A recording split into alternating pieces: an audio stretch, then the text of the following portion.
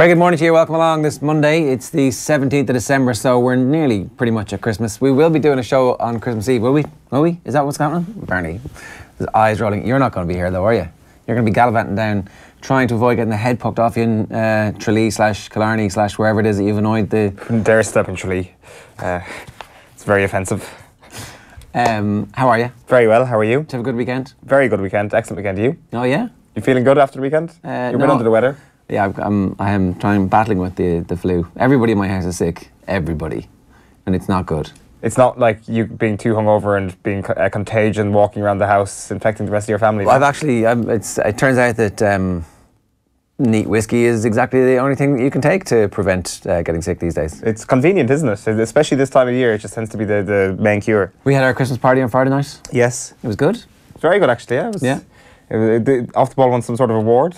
I mean, I don't remember which one it was. Neither do I. Haven't a clue. I heard you made a great speech. I would think it was actually Nathan accepting the speech, it's very unlike him to actually step up and step out of line and say, I'm going to be the person who takes all the credit for this thing, but he did, and his humility had to be parked for just a couple of moments. Was it one of those nights that rolls on to venue after venue after venue? Because, I mean, obviously, those of us of a certain vintage are like, whew, getting out of there. An Irish goodbye. Yeah, basically, yeah. I didn't have a particularly extremely late one. I have heard that there was an extremely late venture by a lot of people, but I wasn't one of them. Maybe I'm getting old. Where did that end up? Where do you think? Coppers. Yes. How late though? Like lock-in late? Yeah, I think so. But oh no, sorry, there is no such thing as a lock-in in Coppers, of course. Obviously misspoke there. But no, not me. I'm getting old. I think I had the head down and I got my 8 hours sleep. You had the head down, but it turns out that Eoin is also somebody who can manage to predict the future. Is this 2017? It is from 2017. Eoin tweets this. Have a look. So, Rory Cockett is your dickhead of the weekend, folks. He just ruined it by the hashtag Co versus Mun. That was a poor move, that hashtag. hashtag. So 15th of October 2017, here we are, 15 months later, and it could actually still be right. But look at that from the 15th. The first person to like it is James Blanchfield. The second person to like it is Rory Cockett. Yeah. Rory Cockett likes you calling him a dickhead, it turns out. That was a bit of a land when I saw that Rory Cockett had actually liked that tweet. But I do stand by it, and my opinion has been hardened after the weekend. So what happened in the first game? So that was the first game of last year's Champions Cup pool stages, where it's a draw, obviously. I can't remember the exact scoreline, but Munster do something extremely stupid at the end. I think it's Dave Kilcoyne. CO's Castres and Peaks, right, I'm going to get it now. Yeah. Dave Kilcoyne goes in, I think, in by the side, and there's a late penalty, completely unnecessary by Kilcoyne, and he's like, oh, Jesus, what did I do that for? And Rory Cockett comes over to him before the penalty is taken and starts tapping him on the back and like laughing in his face. And like, I don't like this guy. I don't like this guy at all. Turns out you were right. And it turns out Castres actually missed that penalty, and Munster survived and got away with 2 points on that occasion. But turns out I might have been correct. Yeah. As you say, Saturday night kind of hardened my opinion on him and Castres as a whole, really. Yeah, I mean, Castres were like an old school 1980s French team coming to play in Limerick and doing all the things that, do unto others as you will be scared of having done unto you. So it's interesting to see what the response so far has been like from the Munster fans, who are basically laying the entire blame at the feet of Wayne Barnes. Yeah, it's like that scene in Peep Show where the guy's like, that's not very Christmassy, is it? That's what I was saying when I was watching Castres kind of trundle around the pitch and beat the living daylights out of Munster. You do wonder if Munster could have been if Munster could have been a bit more of a dickhead themselves. Perhaps that's what was required, but perhaps it would have gone punished. It was like, I don't think I've got the red glasses on to suggest that there was more grit, if you can use that word, coming from Castres in a cynical way than there was coming from Munster. Yeah, they were complete scumbags in various stages of the game, in various aspects of the game. Now, okay, what do you do if that's happening? Well, you either A, have a word with Wayne Barnes, and if Wayne Barnes isn't the type of person who might be able to kind of instill his impact on the game like that, then you have a word with your teammates and say, listen, we're going to give this right back to them. Now the thing is, that may well have happened, and it was actually so absurd, some of the things that were happening off the ball. Like, I wasn't at the game obviously, but I'd imagine any of the Munster fans that were there saw a lot of the stuff that we didn't quite appreciate on television, like Andrew Conway, for example, the hit on him after he goes over for that try that was eventually disallowed. And it wasn't even looked at. That was the thing. It was like, wasn't mentioned on television whatsoever. They're looking for the grounding and they're looking to see is there a knock on, and then they see the knock on and then they move on, as opposed to, hang on, that guy's just slid in from across the other side of the pitch with his two knees to try and kill Andrew Conway. So even if he does score, he's going to land on him. And this happens so much in rugby now, where there's a try being scored.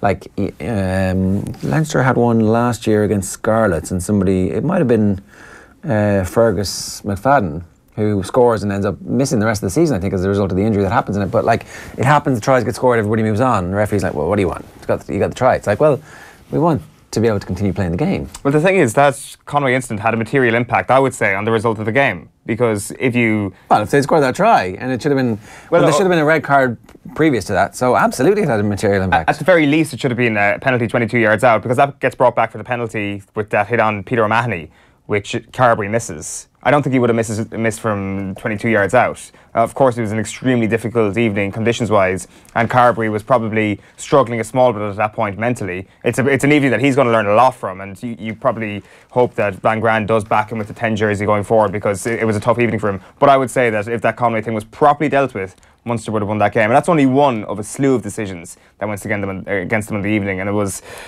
it's really, really frustrating, and it's almost nostalgic for the amateur days of rugby. Yeah. All right, let's move on and tell you what's coming up on the show today. We'll talk about that a little bit more with Alan Quinlan a little bit later on. That's the noise of me rustling the paper. God, the broadsheets, I mean, they're very big, aren't they? They're very difficult to, I mean, if only there was like a smaller, more compact version of the newspaper that anyway. Champions Cup review with Alan Quinlan coming out around 8:45, bringing through the sports news with Phil this morning. We've got Gary Breen at 8:20 talking about the weekend's football, but really it's mostly going to be about Liverpool killing Manchester United. One of the worst 3-1 mullerings you're ever going to see, and we're bringing it to the sports pages right now. In fact, we're already 2 minutes late. It says 7:50 on that. It's 7:52, and that's 7:52. It's time for the papers. OTB AM. Thanks to Screwfix.ie, championing the trade with a dedicated call centre. Liverpool exposed golfing class to deliver another near-death blow on Mourinho. Each of the blows is near death, and it's now just death by 1,000 cuts, really, isn't that it?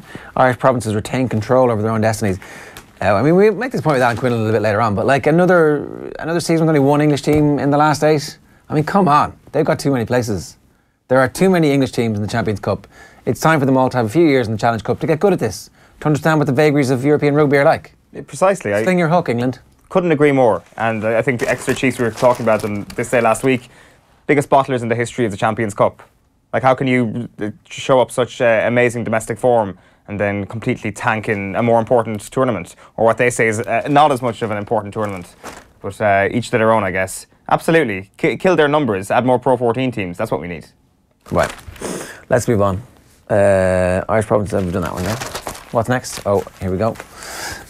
So, United are not fit enough. I mean, really? We'll talk more with Gary Breen, right? Jackson discussions over move. Paddy Jackson, the former Ireland net half, has confirmed he's in talks with a number of clubs with a possible move away from Perpignan. London Irish and Declan Kidney have been linked, because obviously Kidney gave him his debut, so we'll see if there's anything in that, or if that's just the agent driving up his price because he's bailing from Perpignan as they get relegated. No way Jose, except it's no way Jose. Super sub Shaqiri piles pressure on Mourinho. So are there odds on the next one in the Manchester United dugout? Zinedine Zidane is 5-4 favourite. Antonio Conte is 6-1. Mauricio Pochettino is 7-1. So you got to just get Pochettino, right? For next manager, though, there is a growing sense that he's not going to make the end of the season. I think they'd be stupid to let him see out the rest of the season. They have to provide not only the fans but the players with some sort of hope before May or June. And Mauricio Pochettino may become available at that point, but they will need a stopgap filler between now and then. They need to get rid of him now, basically. ARC to slash prize money by 3 million over FOBT curb concerns. So, Arena Racing Company, ARC, is to reduce its contribution to prize money by 3 million. The first evidence of racecourses tightening their belts as a result of the government's crackdown on FOBTs. FOBTs are the betting terminals in shops, so that's one of those complicated racing funding stories. And when you think about the difficulties that the greyhound industry is going through at the moment, you can see why everybody would be quite keen to protect their own incomes. United hit by shack attack. When Liverpool fans chant, "Don't sack Mourinho," it must be time for the axe, says Eamon Sweeney. Leinster focused on Toulouse decider. O'Loughlin reminds Cullen of his quality. Taylor eyes mega bouts in 2019, so Katie Taylor, the big winner at the weekend. And the new GAA rules are not good for the game, says Turlock O'Brien. He's not alone in saying that. There's a few managers coming out at the weekend. Cian O'Neill is one of the voices that saying, actually, you know what, maybe we should just give this a go and see what happens. I was excited by the new challenge. Now, Turlough O'Brien did get beaten by Cian O'Neill's team. Cian O'Neill had said that before the game, so maybe Turlough O'Brien had that thought in advance. But anyway, when seeking reasons for defeat, Munster need look no further than themselves, says Donal Lenihan. Don't be blaming the referee, lads. That's his point. We'll talk about that a little bit later on. Tracy Kennedy there, looking to the future. Kennedy declares new era for Cork GAA, lauds positive tie-up with Croke Park. This story has not been fully explained just yet.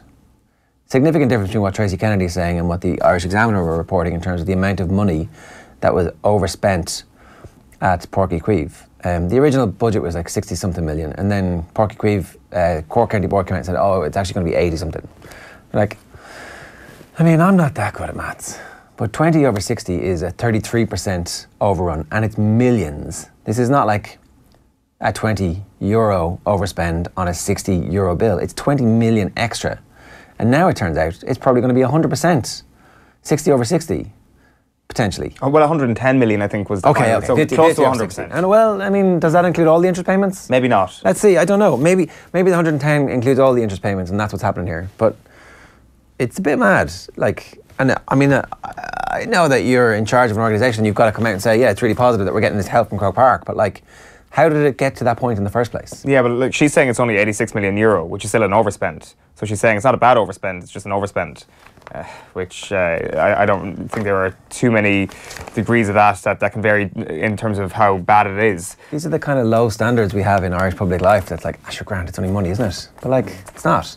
There is still, in terms of the actual story, it is still a €24 million difference in what we've been getting information-wise. Yeah, there's a meeting. What is going on here? There's a meeting tonight after which there's an expectation that there's going to be a statement. But I'm amazed that none of the local politicians have been like, okay, show us, open the books, let's see exactly where that money went. Who got that money? Where was the overspend? Why was it so impossible for us to predict what the cost of building a stadium is going to be when, like, a couple of QSs would probably on the back of an envelope be able to write down, well, this much concrete, these many seats, this much work, these many people, this amount of time.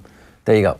And there's penalties for not hitting those. Like, I don't know, maybe just in Ireland we can't build infrastructure without it being massively more expensive than people tell you it's going to be. Maybe. Like, I wonder, was all of this planned to be sort of glossed up with the idea of having the Rugby World Cup? Because actually getting the green light in public funds, the 30 million quid that the government put forward towards Páirc Uí Chaoimh, was given the go-ahead because the Rugby World Cup was supposed to be coming to the country and there was supposed to be this big, lucrative, worldwide event coming to Cork. I do wonder if that wasn't a possibility down the line, or if they knew that the bid would fail so miserably, would the government have actually got behind this, and would this have been allowed to happen? As in, they would have buried it after you win. So after you win, don't worry about the overrun. Exactly. That's my theory on it. Back page of the Irish Daily Mail is bowing down. Geezer says GAA letting pundits dictate rules. We'll come back to that a little bit later on in the show. Kieran McGeeney, one of the voices who's not quite happy with the new rules in Gaelic football. Back page of the Herald is pressure on Jose after Liverpool loss as Keane puts the boot in. Shack attack is the big headline, while Brendan Rodgers says he's going to take the blame for Celtic's slump. They lost 2-0 to Hibernian at the weekend. Back page of the Sun is special once. Jose's horror admission, my team don't even compare to Liverpool. Jurgen Klopp says that was one of our best. And you've also got Sweet and Power, Katie Taylor, proud as punch after being labelled the female Sugar Ray Leonard. A very, very impressive performance from her at the Garden on Saturday night.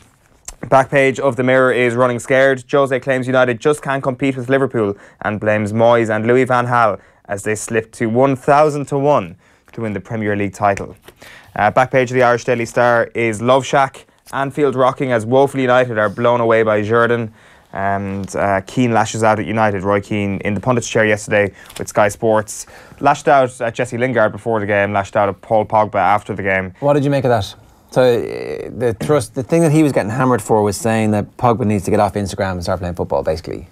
Well, Lingard, the pre-match conversation about players that should only focus on football, the hook for that was Jesse Lingard's new clothing range. But didn't Pogba come up on it too?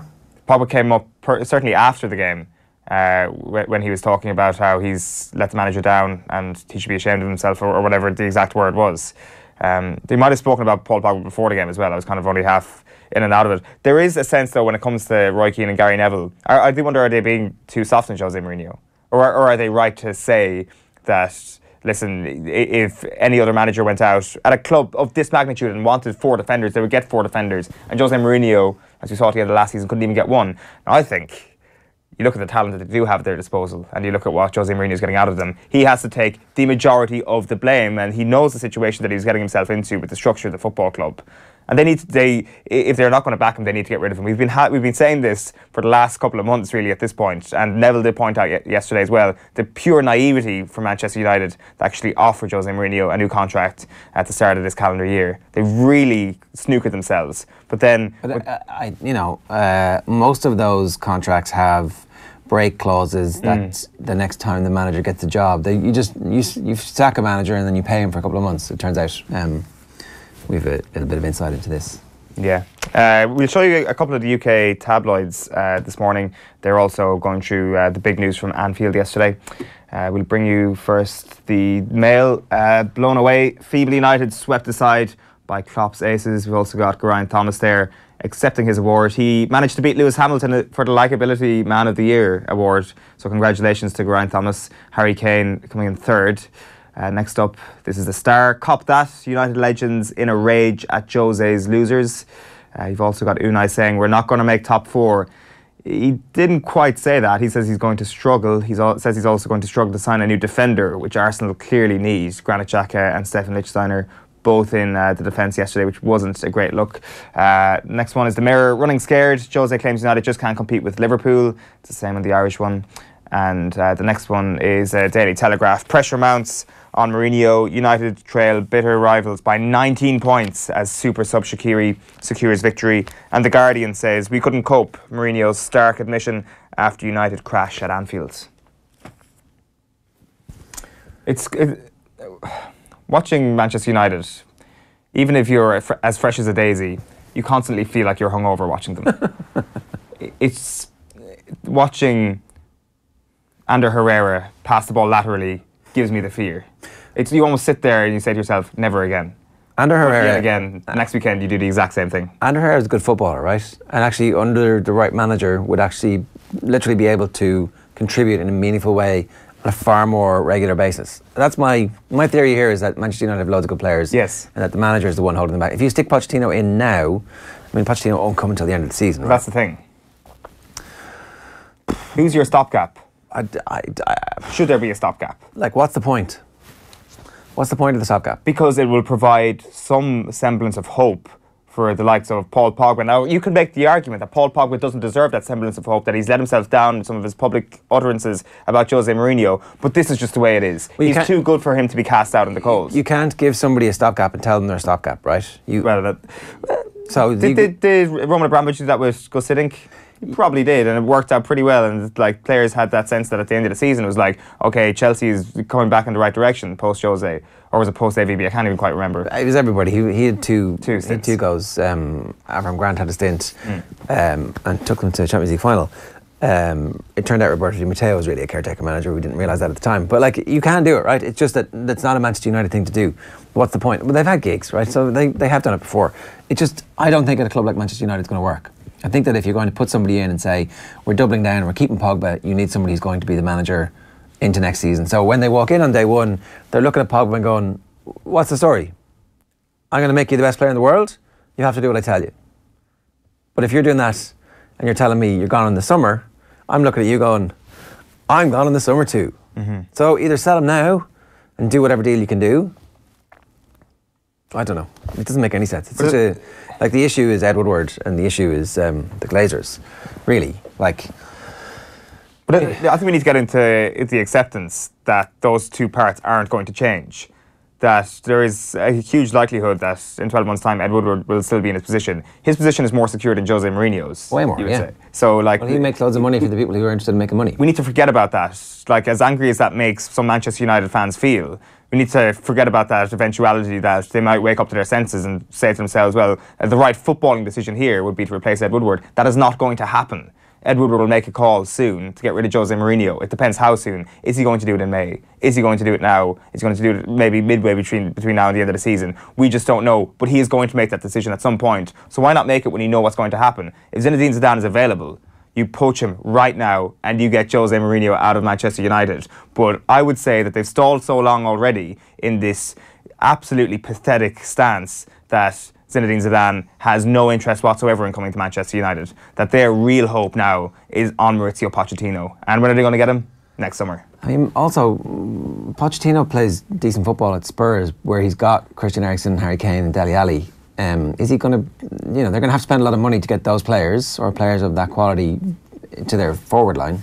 Maybe they don't. Maybe there's Paul Pogba, Marcus Rashford, Martial, and Martial, every bit as good as Eriksen and Ali. The thing is, the number 9 really. Rashford, yeah. So you just sell him, get somebody better. Sell Lukaku.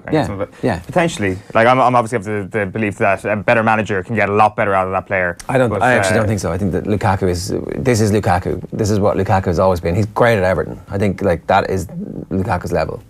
I'd love to see him under another manager at Manchester United. I'd love to see him under another manager. They should sell him to Arsenal if they can. Arsenal probably don't need him. They should sell him to Chelsea again. But the thing is, maybe he's just in the wrong era as a football player. Yeah.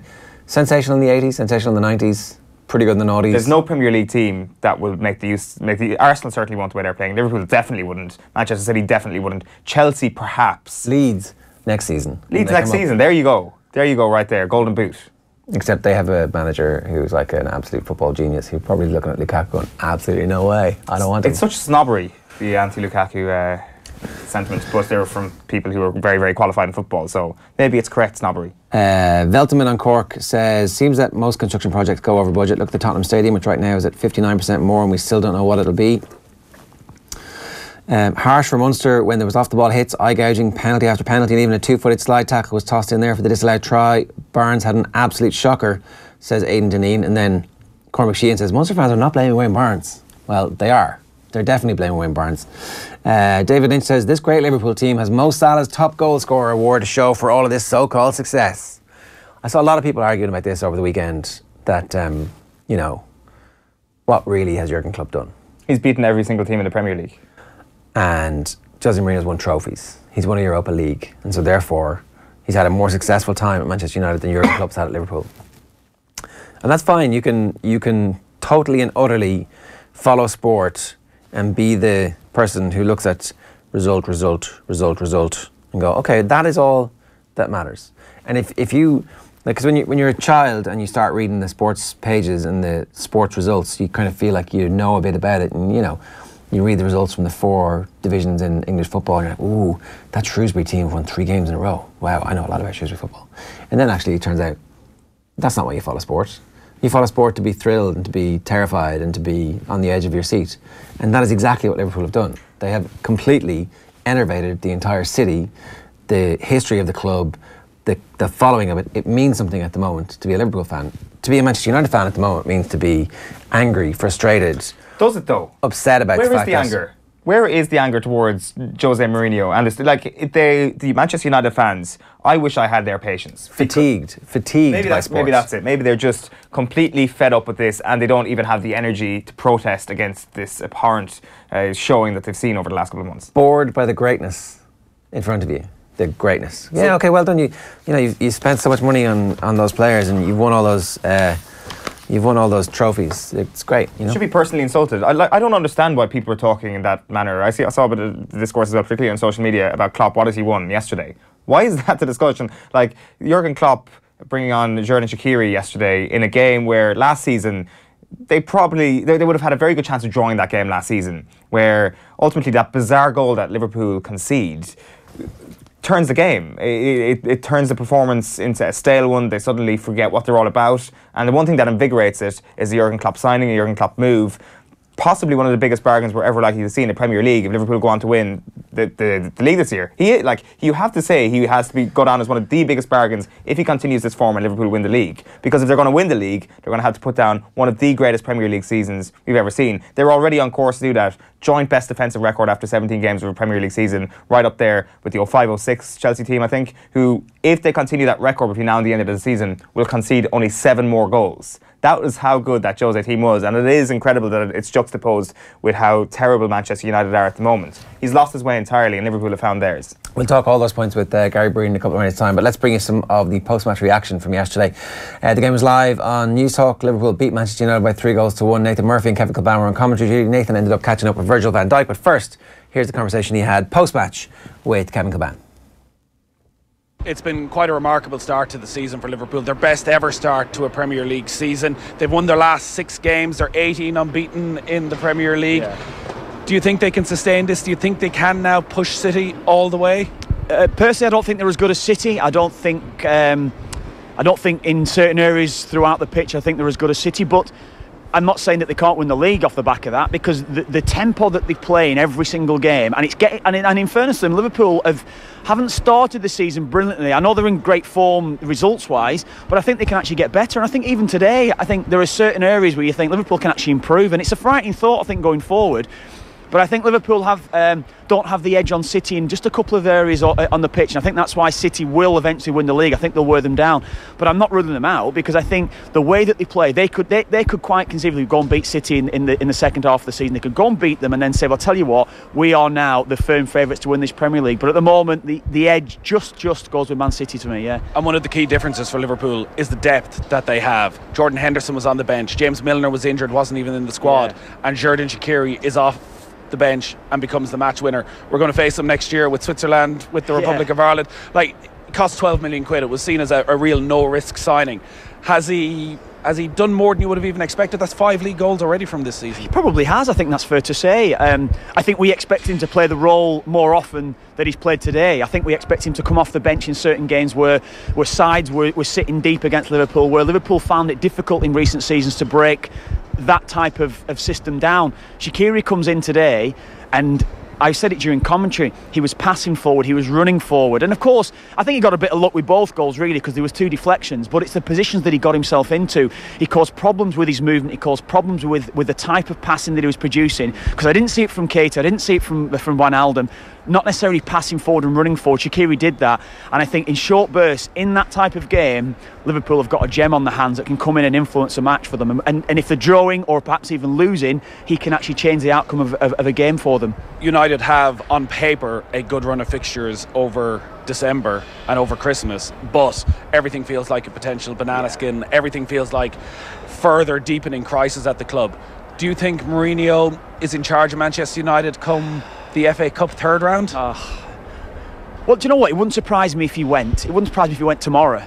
I think Manchester United at the moment have it in their head that Jose Mourinho will not be manager for a year, 18 months down the line. But can they sack him now? It's going to cost them a lot of money to sack him, and then of course they've got to recruit a new manager, perhaps even pay compensation further down the line. It's going to cost them a lot of money to get rid of him now.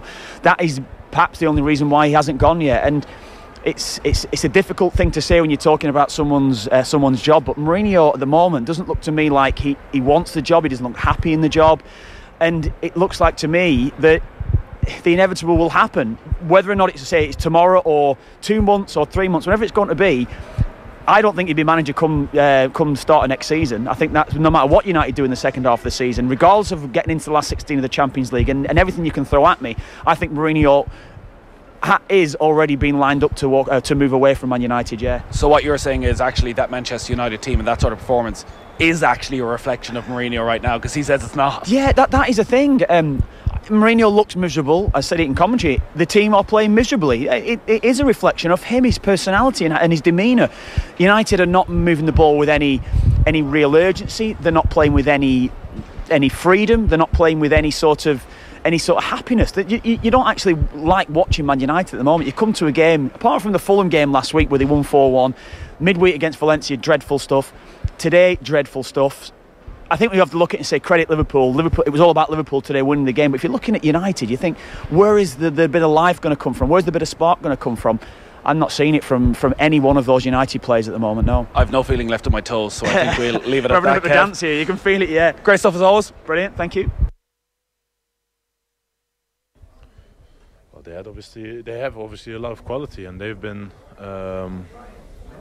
showing it at times this season, and I don't think they changed their tactics too much, other than formation-wise. So what I say, if we look at ourselves that we deserved the win, and we created a lot of chances, and obviously it's unlucky to concede. Jurgen Klopp was just saying he felt the first half an hour was as good as he has seen from Liverpool since he came to the club. To go in then at half time and not be leading, obviously hugely frustrating. What was the message at half time then heading into the second half? Be patient and just keep doing what we're doing, keep putting on pressure, score the second, third, fourth, and then we go home and be all happy. Yeah. In the year or so, well, you're nearly here a year at this stage, have you noticed that the team are getting better in these situations when teams do set up and it can be frustrating and it gets to the last 20 minutes and you haven't got the goal? Do you feel you're getting better at dealing with those situations? Yes, definitely. We're progressing. I think this season a lot. Obviously, we still have so much things to offer, and that's, I think, a good sign in our situation. Yeah. You're top of the league again. Liverpool's best ever start to a season. It's still only a point ahead of Manchester City. It's been relentless stuff so far. Is it draining? No, it isn't. Manchester City is a fantastic team. They show it last season. They show it this season. But we need to look at ourselves. We want to win all of our games. That's how we go into every game. And today was a good win. Another 3 points, and now we need to be ready for Wolves. It's going to be very tough. And finally, just on your own personal performances, we had Graham Souness on the show earlier in the week, and he was comparing yourself to Alan Hansen, and very favourably as well. When you hear that, when you hear all the compliments that are coming your way, do you feel as though you're at the peak of your powers right now? I'm not in my peak. I still have things to improve. I still feel like I have things to improve, but everyone can have their opinion. It's better than they're gonna, kill you and make you out for a player that can't do anything. So, but it's something that I can't do anything with. But, for me, it's just to keep going, keep doing what I'm doing, and that's the only thing for it. Well done today. Yeah, high praise. They're interesting to see Virgil Van Dijk just absolutely delighted with life, but not drained by any of the stuff that's going on. The first time he ever speaks to Nathan Murphy is 7 days on from Nathan Murphy calling him the best defender in the world. Coincidence? I don't think so. Okay, let's bring in the results and the weekend's table. So here we go. City beat Everton 3-1. Palace beat Leicester by a goal to nil. Huddersfield beaten at home by Newcastle. Spurs beat Burnley 1-0. Watford beat Cardiff 3-2. A bit of drama in that game, late drama there. Wolves, again, decent against Bournemouth. Fulham 0, West Ham 2. Things not going great for Claudio Ranieri. Not entirely predictable. Yes, it was. Brighton 1, Chelsea 2. Southampton beat Arsenal 3-2. Same old Arsenal we'll be asking in just a minute. And Liverpool beat Manchester United by 3-1. So all that results in the table looking a bit like this. Fulham rooted to the bottom. Huddersfield and Burnley still in the relegation zone. Southampton, after their remarkable win under their new manager, are out of the relegation zone. Cardiff, Palace, Newcastle are the next three in order there, and then there's a bit of a gap up to Brighton at the top. Obviously, Liverpool, as Nathan said, a point clear of Manchester City, 6 clear of Spurs, and 8 clear of Chelsea, with Arsenal now dropping 3 points behind the top 4.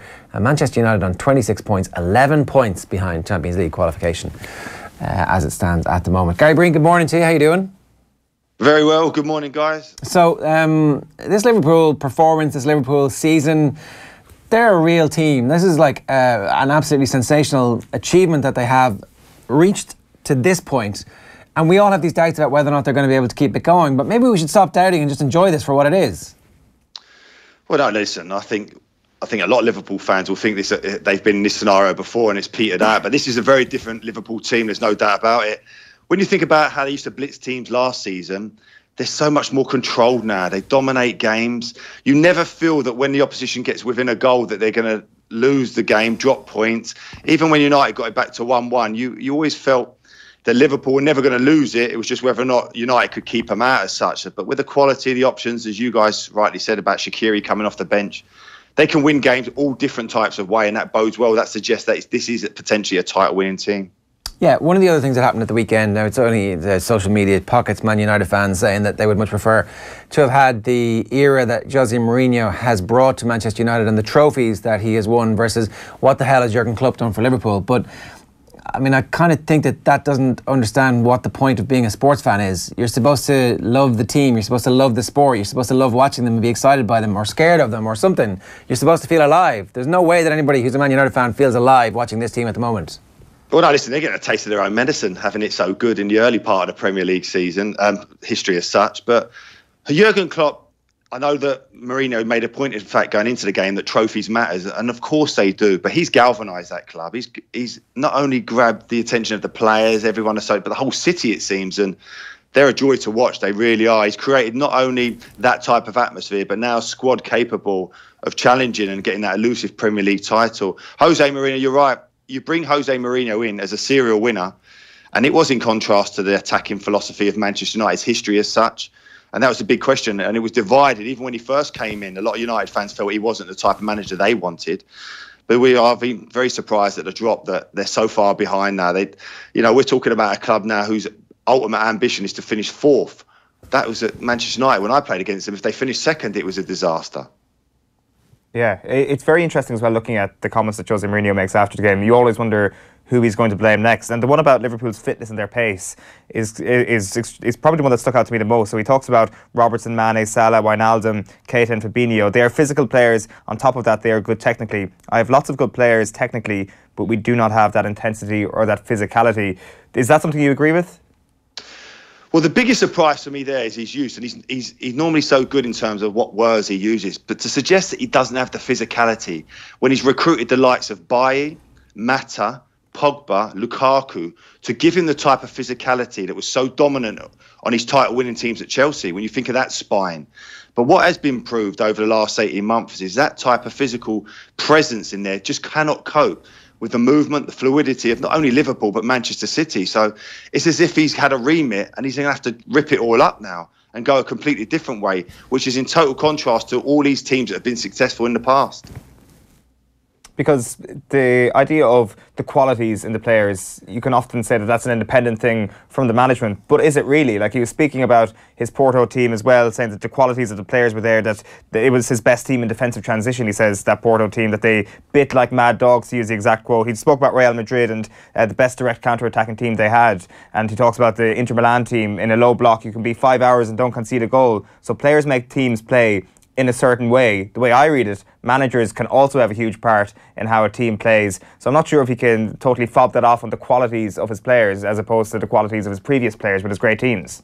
Well, no, listen, in terms of the amount of money he's spent, he still, through his own admission, hasn't got a team in his image. But that's obvious. When you think about the successful teams of Mourinho, it's based on defensive structure. You can't rely on this defence, and that was why I felt maybe going into the game he might have thought attack was his best form of defence, because he can't rely on them. That was proved yesterday. But you're right, and even in terms of that, and I saw his Inter Milan team play at Chelsea, it was incredible. But they had Samuel Eto'o, who was one of the best centre-forwards in Europe, playing as a left-back that day against Chelsea in terms of putting the shift in. So ultimately what he's saying, and he's referenced this before this season, that he doesn't have the mad dogs. But this is the problem that he has, that these players are not willing to go right to the end of every ounce of energy that they have for him. And he's obviously cultivated that. That's the problem he has. And I think, unfortunately, now you're seeing the whole fallout from it, that ultimately doesn't look like he has that change room. I know he was asked a question yesterday. He wasn't particularly happy to be asked it, but he's very clever in putting the spin back on the reporter in terms of trying to word the question differently to how it was actually asked, which was ultimately, are these players playing for you?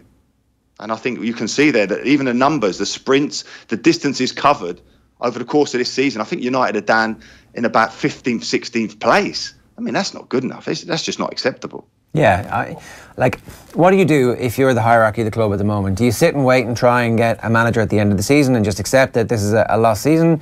Or do you rip the plaster off now and hope that whoever is available on the market at the moment is going to be the right player or right manager for this group of players? Well, listen, I think you're quite right there, Ger, to suggest I think the decision and how quickly it would be made is who's available. Now, if suddenly Pochettino was available, I think they'd do it instantly. But that's not likely, and I think it's going to take an awful lot of negotiation, persuading to try and get Pochettino to go out there and take up Manchester United, which is obviously an iconic job, but it's a massive job now in terms of the mess that it's in. And I know a lot of people are saying that, well, listen, if you get rid of Mourinho, these players suddenly become top players.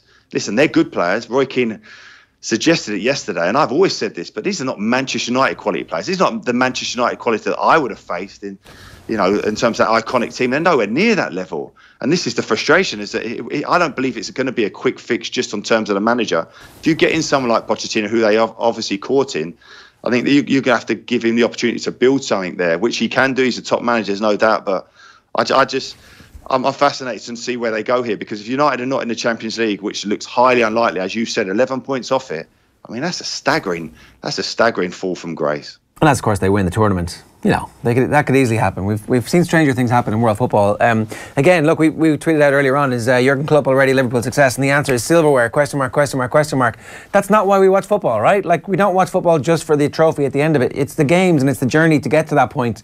It's the excitement of seeing somebody like Xherdan Shaqiri come off the bench and be able to impact the game. That suddenly makes it worthwhile being a Liverpool fan, right? Listen, he's done unbelievably, but you're quite right. He's won nothing other than the Liverpool supporters' hearts. And listen, that great feeling towards him will start to subside if it goes a couple of seasons without trophies, because this is Liverpool. You know, even in the times when I'm playing against them, they get nowhere near the Premier League title. They're still winning European Cups. This is the fact of the matter. And like, I think I love him. I think he's done a brilliant job. I think he's more than just the histrionics that you see and all the chest pumping and all that. I think he's a clever manager. He's evolved this Liverpool team. He gets them to a Champions League final and he changes everything about them the next season in terms of the control that they've got. They solved the problems with Van Dijk. They brought in a goalkeeper. I know he made a mistake yesterday, but he's elevated the quality of this team. I think they're fabulous. Yeah, even allowing for that error yesterday, Simon Hughes was saying on Twitter that, just to bring up the statistic again, that after 17 games, Liverpool have the joint best defensive record in Premier League history. The other team was Mourinho's Chelsea in 2005-2006. It does, however, put it into context just how amazing Liverpool need to be for the rest of the season, because it's pretty close at the moment between themselves and Manchester City. They're putting down one of the best defensive performances so far we've ever seen in a Premier League season, and yet it is only a hair's breadth between them. Like, the thing is, and the way I see it is, if they can get through the next 6 weeks and they get Joe Gomez back fit, and if Trent Alexander-Arnold gets fit again, and they keep that defence then fit for the rest of the season, then they have a very, very good chance of keeping this defensive record up. But it is the key part about this, isn't it? They need to match that Jose 05-06 team right the way through to May if they're going to win the Premier League. Yeah, listen, even up to this point, the front three haven't been firing as such. So that's changed over the last couple of weeks. And I expect them to get better. I think they're obviously, like Salah's getting over the injury. Obviously, a lot of players getting over World Cup as well. So they will be stronger in January. And if I'm right, I think you can now sign players in the window that have played Champions League football for the first time. I think that's a new ruling, is it, this week? I'm not quite sure. But anyway, if they can do that, that would be fascinating. But there's strength in depth. You've got to think about the players who are potentially coming back. The Lallana's, Oxlade-Chamberlain, whether or not he comes back this season, I don't know. But they've got that. And you're right. Listen, defensively, it's so key to winning a title. If they can do that, they need it. But the problem that they are facing is they're coming up probably against one of the greatest ever Manchester City teams. One quick point about the Manchester United situation. Just it's not a quick fix. You do feel, though, that if they were to swap out Lukaku and Alexis Sanchez and cash in, and Pogba maybe, cash in on those three players, plus whatever new money the next manager will get, they would be able to have the basis for a really strong team. If you add a couple of players into that, then they would suddenly appear to have strength and depth. And it's still Man United. Like, it's still one of the biggest clubs in the world. So it shouldn't be that despairing for the next manager. No, it shouldn't be. But the only thing that I will say about that is United now look to me like Liverpool in the early Premier League seasons in terms of trying to chase past glories. I think it's been a complete role reversal. And this is the problem that they have, United, is they're chopping and changing all the time in a similar way that Liverpool were trying to catch up with United back then. And this is the problem that you have. They need a clear strategy. I think even in terms of the likes of Gary Neville, Roy Keane, iconic players, highlighting that they're doing great on one side in terms of commercially, but they need a football man involved. And I don't know whether or not that's Neville trying to put himself forward again, as he often does. But certainly they do seem to be making mistakes in and around that. And the control that you'd expect a club like Manchester United to have over their manager. I know that Alex Ferguson ruled the roost there for so long, but nevertheless, you don't expect managers to be coming out with some of the comments that Jose Mourinho has been. No, there's all sorts of rumours about Mourinho's contract, that if they fail to qualify for the Champions League, the compensation that they would owe him will be massively less. Like, if they drop out of the Champions League, and it could be up to like 7 million less. So it's also, for Man United, it's just money. Like, whether or not they have to pay him or not pay him, or how much they have to pay him, it's largely irrelevant. It's like another tractor deal somewhere in Ukraine, and away you go. There's a banner around the side of the pitch, and they've made up most of that money in a couple of weeks, especially if the new manager comes in and brings some kind of level of excitement or can get the best out of Pogba. So, the money in the contract thing, I suppose that maybe we should stop focusing too much on that. It's whether or not they think he's the right man for the job. And it appears as if he's kind of already... You know those interviews that managers give immediately after they get sacked, where... Yeah, you can sense it. It's happening now in real time before our eyes. Listen, United have got so much wealth. They're not going to be particularly bothered about paying him up as such. It's just whether or not what's the timing to do it. And at times you're looking at scenarios thinking, has Jose Mourinho identified an escape route to Real Madrid? Does he want to be put out of his misery as such? Some of the comments suggest that he has an ulterior motive in terms of what he's coming out with and such. And obviously you're taking on a player like Pogba, who's a huge commercial value to Manchester United. But I'd counter that by saying, even if a manager turns up, a new manager, do you genuinely believe that Pogba is the central midfielder that Manchester United usually have? That he's got that consistency? I'm not convinced he is. No, me neither. How about your beloved Arsenal, Owen? How'd they get on the weekend? What happened? The Klopp of the Alps did it again. We expected Hasenhüttl to come and shake things up, and shake things up he did. Like, to be fair, Gary, if you're looking at any team, and Granit Xhaka is a starting defender in that team, which he was yesterday, and I guess at this point we're starting to realise that Stefan Lichtsteiner as well, not exactly good at the art of defending in the year 2018. It's the same old Arsenal, very much going back, haunted by injuries, and I hate to use that as an excuse, but it is of vital importance that Unai Emery gets out there into the market and signs a number of defenders. But he's been on the record in the newspapers this morning saying January, it's probably not going to happen. This is a case where Arsenal limp to 5th place again, isn't it? Yeah, I think there's a bit of a reality check there, but it's not something we haven't seen, even on that brilliant unbeaten run, that defence is vulnerable. We've seen it before. Obviously, Koscielny coming in, you're thinking about Koscielny in terms of his quality prior to his injury, but it looks like he's struggling a little bit. But you can't concede those type of goals. Danny Ings scoring 2 headers in your 6-yard box, it's ridiculous. And they weren't even deep crosses. They're from not that far out, so you should be able to cope comfortably with that. But this just shows you, ultimately, what a good job that Emery has done, that he's managed to get the feel-good factor back at Arsenal with a group of defenders who are not actually good enough to play at that level, to be perfectly honest. And I think you're right. I don't think they'll fix the problem in January as such. I think you'll slowly but surely see Emery get the players he wants over a couple of transfer windows. And when he does, and I would trust his judgment, there's no doubt about that, but certainly that was a sobering performance by Arsenal yesterday after the euphoria of the Tottenham win. Yeah, you can see on the screen there a pinned tweet from Arsenal basking in the afterglow of that unbeaten run, which is now over. August 25th to December 15th. Our unbeaten run may have ended today, but we go again on Wednesday, back to home, back to work. Of course, we're playing Spurs in the Carabao Cup this midweek. My question, Gary, is how big the bubble has been for Arsenal, because reality check is exactly how I would see it as well. That I suspected that this Arsenal run was a bit of a bubble, but how significant is the burst going to be? Is it a thing where it really is 2 seasons before they can really call themselves at home again in the top 4, or is it much more of a temporary thing that he can fix this with perhaps 1 or 2 additions that are kind of plasters in January, and maybe a little bit of luck with terms of fitness, and actually get that top 4 spot this season? Because I actually feel, and you kind of suggested it there, that it could be a couple of seasons before this project is finalised. And when it comes to football fans, the patience might not be there. Yeah, listen, I think in terms of them challenging at the top for a title, I do think that will be a couple of seasons, but I think he'll fix it quicker than people believe over this interim period until he gets there as such, because he's a top manager, there's no doubt. And I think the very fact that people are saying about the bubbles burst, I don't think it's a case of like under Arsene Wenger. You can see the improvements. You can see what he's done to the midfield area, the likes of Torreira, the difference he's made. You can see the work rate of those front players in terms of how they're difficult to play through, how they make recovery runs to impact and try and force transitional turnovers as such like that. But he's done an absolutely fabulous job. And you have to understand the quality of that squad that he inherited. Yes, there's some stellar players, but there's some players who just do what they want. And suddenly now everyone has to sing off the same hymn sheet with him. And I've been so impressed with him. And I think the future does look very good for Arsenal. Yeah, I do as well. I think that, if we just spool back 3 minutes to the conversation we were having about Liverpool, titles aren't everything, especially at the start of an era. Like, surely the Arsenal fans are looking at this going, this is a real team now, as opposed to what it has been over the last number of years, where you had a manager who would look at defence, look at goalkeeper, look at central midfield and go, they're all fine. That guy who throws the ball into the net, that guy who doesn't close down, that guy who can't pass the ball. No, that's fine. I don't need them because I've got all these other things going on.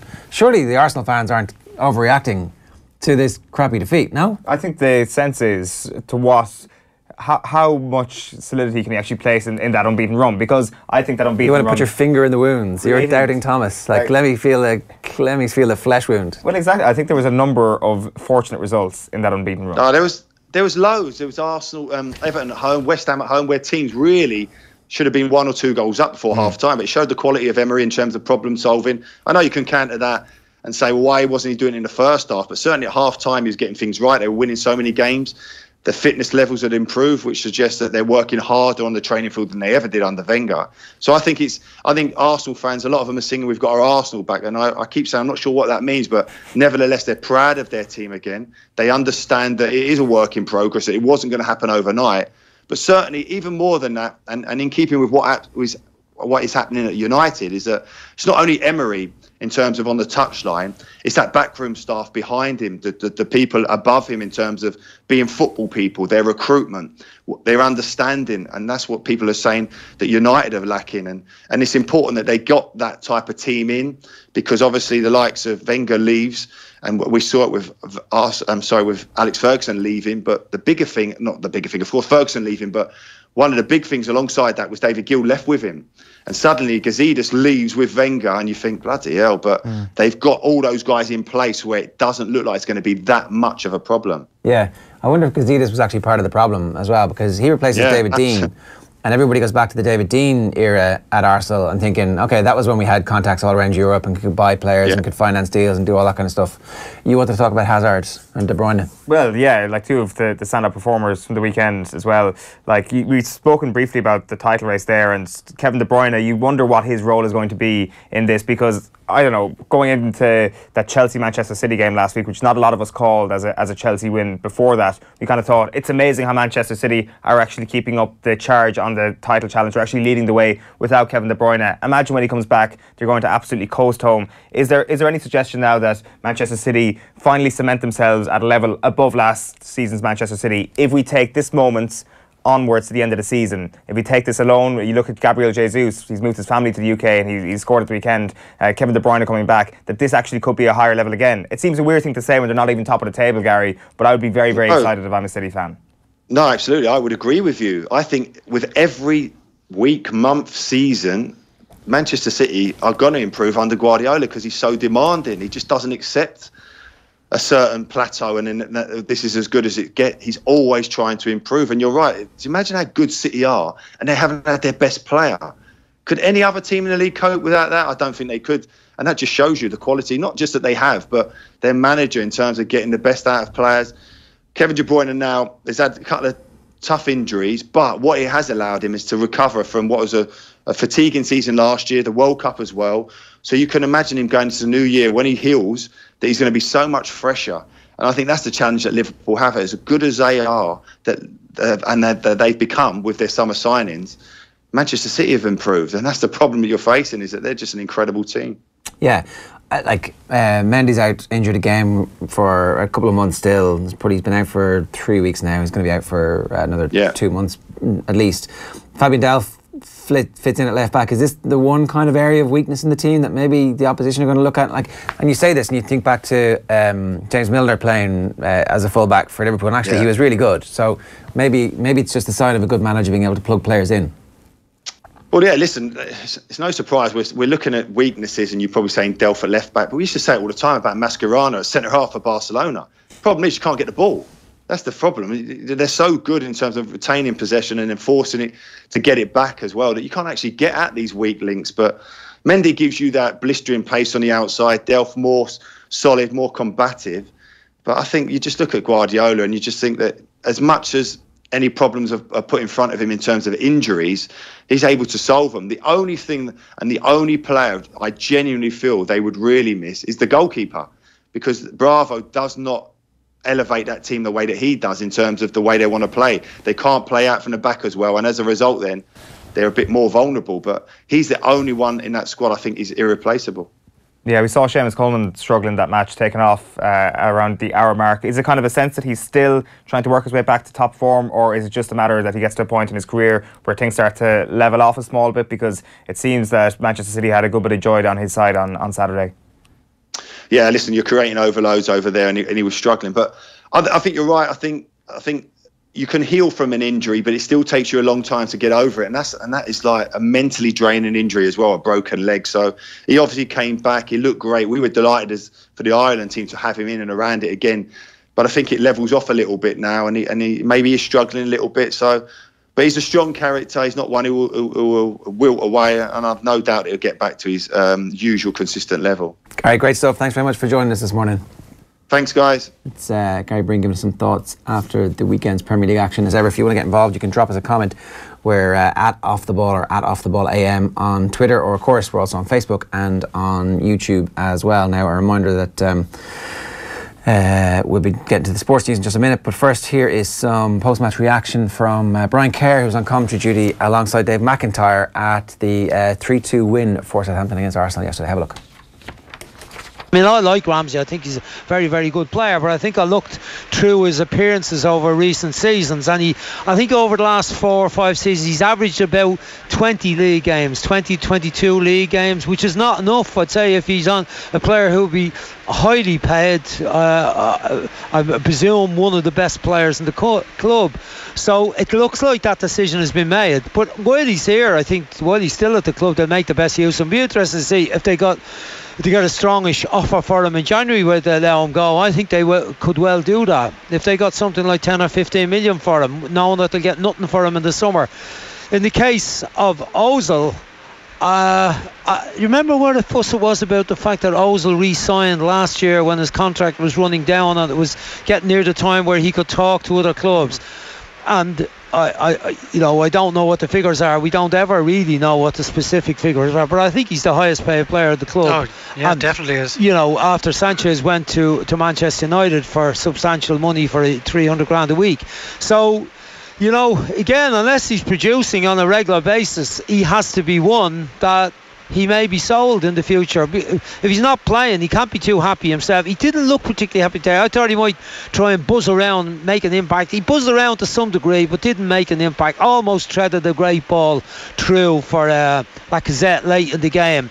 But that moment I described and you repeated there about him, he lost possession just outside the box, and Torreira was down the ground having got a bang on the hip, and he spent the next 10 seconds while Southampton were trying to prod the ball through, having a whinge at the referee, and his concentration was gone. In that moment they could have lost the goal, and that's one of the issues with him, to stay in the game and understand that your role, you have to be on top of it every second of the game. That's what this manager requires, that's what he demands, otherwise you're on the bench. And him and Ramsey are on the bench for the reason Ramsey on the bench is probably it's about positioning, about he doesn't see him as a reliable holder in the 2, but I think in the 3 I think he's probably better than Mkhitaryan, though Mkhitaryan scored 2 goals today. But obviously I don't see these players every day like the manager does, so I bow to his knowledge. But I must say I really like Ramsey as a player when he's playing, when he's fit. Hey Brian, thanks a million. Thank you. Brian Kerr with some post-match thoughts after Southampton beat Arsenal by 3-2 on one of Newstalk's live commentary games yesterday afternoon. Now, Phil is here to talk to us about what's going on in the world of sports this morning. Phil, how are you? Very well. We'll start with the second commentary game that was on Newstalk yesterday. Did you end up in Coppers on Friday night? No. No? I was working on Saturday. Ah, okay. I was smug in the office on Saturday. I saw people traipsing in and a bit green around the gills, feeling very sorry for themselves, and I walked in. I even did some Christmas shopping before I came in. Oh wow, so you went home relatively early. Yeah. No, I was feeling good on Saturday. That's really rubbing it in the faces of the hungover. Yeah, it's just unfair, really. Look, do you know what? Despicable behaviour, actually, Phil. I had my day at the Emeralds, so I was in that situation the next day. So I learned from that one. It's not a good place to be. No, but a good place to be is top of the Premier League, and that's exactly where Liverpool are. What a pro. 3-1 win over Manchester United at Anfield yesterday. Xherdan Shaqiri, who Brian Kerr obviously refers to as Barreler, he was the main difference yesterday, came off the bench in the second half to score twice in the space of 7 minutes.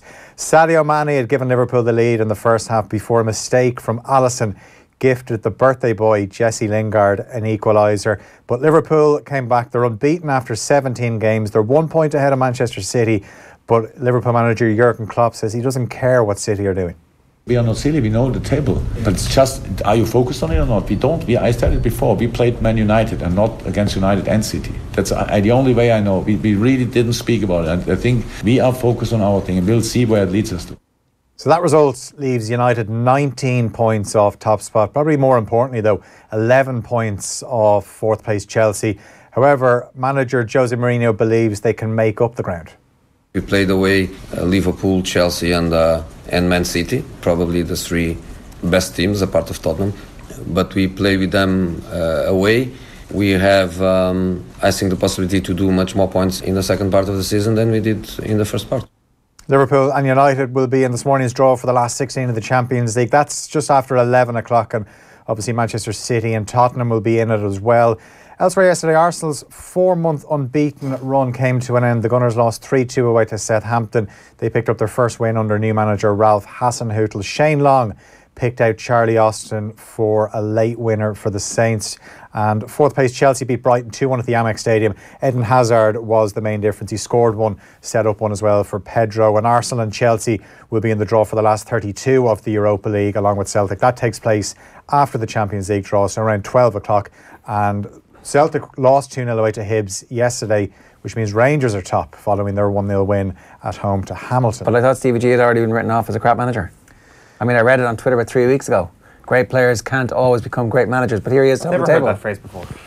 Yeah, and when he got the job, people thought he was mad. At what point does the cliche turn entirely on its head? Where in 5 years' time we're like, great players always make great managers. Look at Zidane, look at Gerrard, look at Lampard. Great players, they're all absolute legends in the managerial. We need more of this. And wait till Thierry Henry turns it around at Monaco. Yeah, it might be a while. Yeah, I think we've been waiting a while, all right. Dublin Hurlers made it 2 wins from 2 under Matty Kenny. The Dubs beat Offaly by 27 points to 18 at Parnell Park in round 2 of the Walsh Cup. Kenny says his time in charge of Coola is a big advantage in terms of knowing what the players can bring to the panel. I have a good insight to all the guys in the different clubs around Dublin, and I suppose I know the styles, the players, and their strengths, and I suppose just to harness that now and get the best out of the guys. In the other group game, Carlow got their first win of the season with a 223 to 118 win over Laois. And Armagh got their Dr. McKenna Cup campaign off to a blistering start, 25-point win over St Mary's and Crossmaglen, 6-17 to 1-7. They won by thousands. Turned up to Navan yesterday for a charity football match to raise funds for Sean Cox, who suffered life-changing injuries when he was attacked outside Anfield earlier this year. All-Ireland champions Dublin provided the opposition for Meath, and it was Meath who won. Meath won on a scoreline of 16 points to 111. Tommy told me to include that, so I have, and there's high hopes for Meath. Tommy has his trial at Meath in a couple of weeks' time. Yeah, best of luck, Tommy. A fairy tale of New York for Katie Taylor on Saturday. She actually walked into the ring to the sound of Fairy Tale in New York, got to the bit where it was, I wonder will they bleep it out, but the music had tailed off by then. I mean, it's not exactly walk-in music, is it? No, but I suppose it was her fairy tale. Yeah. To fight at Madison Square Garden. Fair enough. But she made it 12-0 in the pro ranks. Impressive win over the previously undefeated Ava Wallstrom, and she was given all 10 rounds by all 3 judges as she successfully defended her WBA and IBF lightweight titles. Taylor will be back in Bray to celebrate Christmas, and after that she's big plans for 2019. The goal is to become the undisputed lightweight champion of the world, so that the WBO champion and WBC champion are on my list. And obviously, it's probably one of the biggest fights out there with boxing is Amanda Serrano. That's a huge, huge fight. Yeah, and that was obviously on the undercard of Canelo Alvarez and Rocky Fielding, which lasted 3 rounds. Yeah, I see Katie Taylor getting some, she's fighting against somebody who took the fight at short notice who's not very good. And it was like, well, who did Canelo fight on the top of the bill? Also as well, Wallstrom was in training camp. Her fight was pulled. So it wasn't like she was off the street, just off the couch. Yeah. Yeah, she stepped up a weight as well. But no, there's a guy called Rocky fighting Canelo, so, I mean, look. Yeah. Just quickly, Mark Allen beat Sean Murphy 9-7 to win the Scottish Open. And world number 3, Peter Wright, arrived on the Oche wearing a Santa suit, but unfortunately he was dumped out of the PDC World Darts Championship last night. Lost to Tony Alcinaz of Spain. Is that white then red on the Mohican? Surely it should be red then white to actually look like a Santa hat. Yeah, that's... So he's got that wrong, Peter Wright. I see Michael Van Gerwen had a pint thrown at him at the weekend, which is probably just... No, it's white trim in the bottom of the Santa hat. Yeah, well, I was thinking kind of more the bobble at the top. Oh yeah, no, he's wearing the whole hat there. Ah, there you go. But he had a pint thrown at him. Oh, no way. That would never happen. It's the most kind of apt form of protest. Did he fart back at them? Is that what happened? Did he no, that's catch Gary it Anderson. and drink it? I know, but it's all Gary darts. Anderson, so you're Michael Van Gerwen's. It's all darts. Sorry, that's libelous. Gary Anderson was not the man who farted on that occasion. Okay, you can stick a finger up his hole and smell it. Isn't that what his line was? That was his line. Yeah, classy. Oh. But somebody threw a pint, so therefore, it's the most horrible thing we've seen in darts all year. Right, we're finished. Thank you. All right, thanks for that. You can get more from Phil across the day on offtheball.com and of course on 98 FM this morning as well. Now, Marie Crowe and Alan English joined Joe for the Sunday paper review yesterday. Marie spoke about her concerns allowing her young children to play rugby. Have a look. I have kids as well who play rugby, and I'm almost embarrassed sometimes telling people that they play rugby. It's like I'm being a bad parent, or that people are going to judge me because I'm letting them play rugby. Now they're only 4 and 6 and they play down in Terranure and they love it and it's great and they're just running around playing. The hits aren't quite as big at 4 and 6. No, they're just, I think the 6-year-old might be learning how to tackle now, like that's about it. But I now look at these injuries and these tragic stories with, I suppose, kind of thinking of my own children with that in mind. And I remember back in September looking at Cornell Dupree, the Scottish back row, suffered this horrendous injury where he fractured the cartilage below his Adam's apple and he damaged his voice box, and he was in hospital for 4 weeks and he couldn't speak. And I thought, God, this must be like the rarest thing ever to happen. So obviously I Googled it, and I found out that these people can injure their larynx like quite regularly in rugby. So I just thought like the force that people are being hit with must be phenomenal. And that all comes into my mind when I'm reading these and when I'm thinking about it, and I wonder what will the effect be on participation. Yeah, it's definitely going to be an issue that the game needs to confront, and we'll go back to that again early in the new year. But Alan Quinlan is here, and we're going to talk about the matches at the weekend. How are you? Very good, thanks. Raging?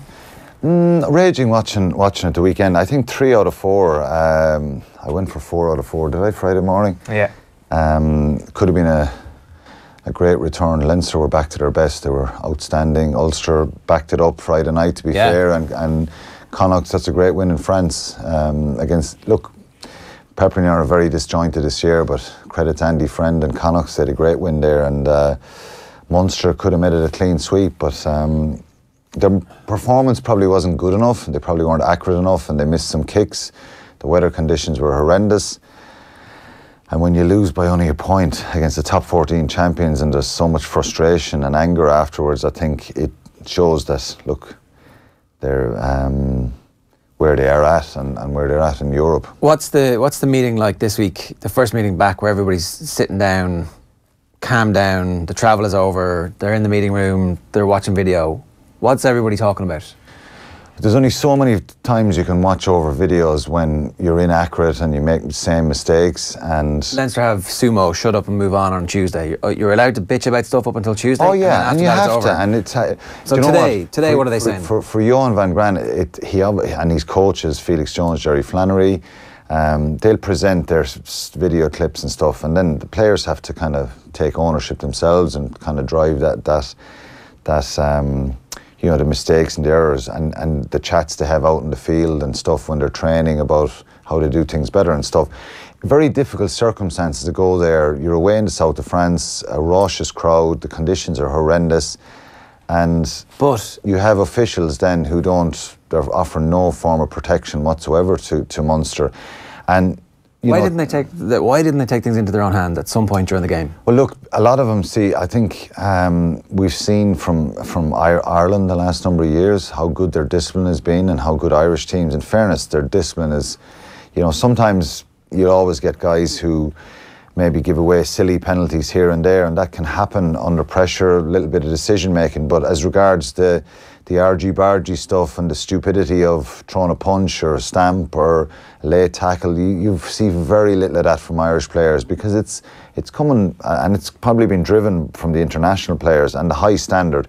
Good teams, their discipline is good all over the world. They don't give away. Sometimes you can be a bit cynical and cute when the penalties you give away, for sure.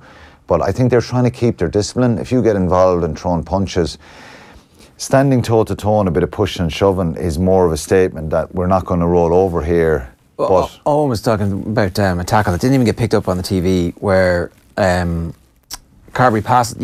Carberry passes the ball. Oh, the hit on Carberry in the first half where he gets absolutely nailed. The player's name escapes me, but Combazoo, 13 for Cass. And then stands over him and roars in his face. I swear, if I'm playing, I'm going for him after Here's the that. thing. I'm going. This is exactly it. Where were the rest of his teammates? Yeah. What's going on? Maybe they didn't notice it, and it's easier for us to watch. Your man comes out of the line, borderline offside. But this look, is not your Munster. This is not. There's no way that would have happened. Yeah, but times are different. If that was O'Gara, your entire back row would have been over there. Well, I wrote a picking piece your in man the up, last. going, who the hell do you think you are? I wrote a piece last week where Volley and Richard Dort, when we played Castres in 2004 down there, that they were harassing him and terrorising him the whole game, and I remember rubbing my hands together saying, I'm gonna sort this when I get back in Thomond Park. Now, me being given a license by coaches to go out and kind of,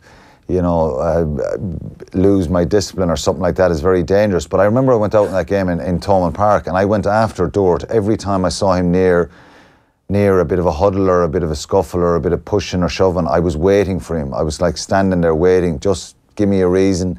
And I was following Volley around as well. Times are changed there. My discipline at times wasn't, obviously was I kind of had that red mist where I crossed the line a bit.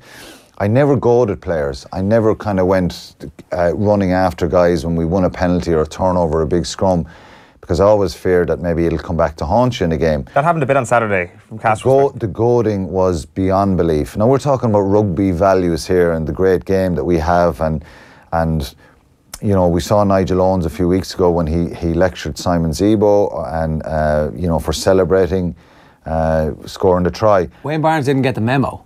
He didn't get any memo about. I guarantee if Nigel Owens was reffing that game the other day, maybe both captains would have been called out, because you have to be kind of fair to say, look, there's a bit of this going on, there's shouting at the referee. If it continues, I will take serious action here. And then the next fella that does it, they're gone. In the last scrum that Cass won of the game, their captain, Babilo, he stands up. It's nothing to do with Conor Murray, the scrum. The front row is a twist and turns. Cass get the penalty, fair enough. He runs out of the scrum and runs straight over to Conor Murray, and he's sticking his head into his face, screaming into his face. Like, that kind of stuff is a disgrace. The Chris Cloete eye gouge from Rory Cockett, how it was missed. Alleged eye gouge. Well, I'm not saying alleged. I'm saying it was an eye gouge. But his hand is on his face, right? And I'm an expert on that as well. But it's not. There's the hand on the face. So we just to be careful about this, right? So it's quick and it's down as. Yeah. Well, my one on Leo Cullen was 0.4 of a second now. So I do admit that it looks worse in slow motion, and sometimes it can only be a glancing moment, but his hand is going straight for his face there. The reason he's doing that is because... Well, we don't know the Clote's not kicking him the balls, do we? No, Cloete tackles him and falls on the wrong side in the wrap tackle, and it's a reaction. I think if that was dealt with, because you're talking about a situation here that Munster, and in fairness, they probably look back and blame themselves for not managing the game better, aside from all these incidents. But that direct incident was a 7-pointer. Cass went on after a number of phases from that attack and scored a try. So if that was picked up by the TMO, Rowan Kitt, who has a chance to review it and look at it and say, check to Wayne Barnes, and he goes back and looks at it, right? If they find that and deem it's not, then fair enough. But that's pretty clear to me. And it's on the side camera, on the main camera. Contact with the eye and facial area. Okay, so they scored a try. Fahanunu scores the try. Whistle goes, Barnes is running around looking. A second or two afterwards, Caballero comes in and he drops a shoulder straight into Peter O'Mahony's back. If you see after that incident, there was a bit of pushing and shoving there. Not picked up. Sammy Arnold is on the touchline before half-time, and the cast number 8 is standing over him trying to take the ball. Now, it was a knock-on to Munster, so it was their scrum, so he had no reason to grab the ball to take a quick line out or anything. So he kind of hits him down the head 2 or 3 times. The assistant referee, Paul Dix, comes over and says, stop, and he kind of lets go, and as he's getting up, he knees Sammy Arnold, kind of knees him. Not picked up again. Okay. The Peter O'Mahony thing by Rallier, the tackle, right, he yellow carded him for that. You can argue it's a red or yellow, but another crucial one, which was a 7-point swing the other way, was when Andrew Conway is sliding on the ground and Urda Paletta comes in with the 2 legs, a sliding tackle. Now, again, I think it was a penalty try because Conway is spooked by it and there's contact made, and you can see a grimace on the face. The contact is lower on his knees. Now, here's a guy who, played the second test for Ireland in Melbourne in the summer tour, and scores a try in the corner, and Hale Petty comes in with the 2 knees and gives him a dead leg, and he misses the third test. He has to go off. We saw Fergus McFadden getting one from Steph Evans last year. End of the season. In the European semi-final. And there was a directive given out again. We keep saying these directives that were given out, that at the start of the year to the referees, that none of these sliding tackles. Now, Andrew Conway's one, he didn't result in an injury, but I think it made a difference in him scoring a try. He could have injured him. Are we going to wait for an injury to happen before? Another one, yeah. So I think Wayne Barnes lost control of that game. And I guarantee if Nigel Owens was reffing that game, none of that stuff would have went on. It started the week before in Limerick. And I'm not really sure why, because it wasn't there last year, that kind of niggle in the 2 games last year. Except for the last moment of the game in Castres last year. Yeah, Rory Cockett was, and again, we saw that he was goading Munster players, and Dave Kilcoyne slapping him in the head when he gave away a penalty at the end of that game. And I think he was a problem in both games, and shouting at the referee all the time as well. And look, like I said... Is it the touch judge's fault? Is it the referee's fault? People say it doesn't change the result, but it does change the result, because if Cockett's alleged gouge, alleged, as you want me to say, but I don't really care whether for me it's an eye gouge. He makes contact, and it should have been looked at. So a red card. It should have been a red card and a penalty to Munster there, and they go on and score a try. And Andrew Conway's one should have been a yellow card. No, okay. So let's separate. There's 2 issues here. One is that the standard of refereeing falls far short of where it should be. Who bears responsibility for that? Is that on Wayne Barnes? To be fair to Wayne Barnes, he needs more help. There was no intervention from Paul Dix or Matthew Carley, his English officials. Rowan Kitt. No intervention, no action from him now. And we've been told a little bit that the TMOs need to cut back a small bit, but that should have been looked at. There was a lot of off-the-ball incidents. CJ Sanders' legs were kicked in from under him when he was going to make a tackle a carry at one stage by a Castres player coming back.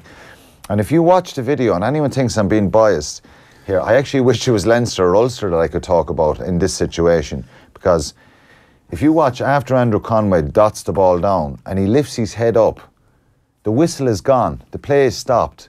Christoph Sampson, the number 19 from Castres, drops his shoulder straight down on his face. It's clear for anyone to see, and anyone that's disputing this or wants to go online and disagree, watch the incidents again. Does it change the result? And I still say, look, Munster will still look back with frustration. They missed 4 kicks. So let's just finish that bit about the quality of the refereeing and like this stream of stuff that Castres have got away with.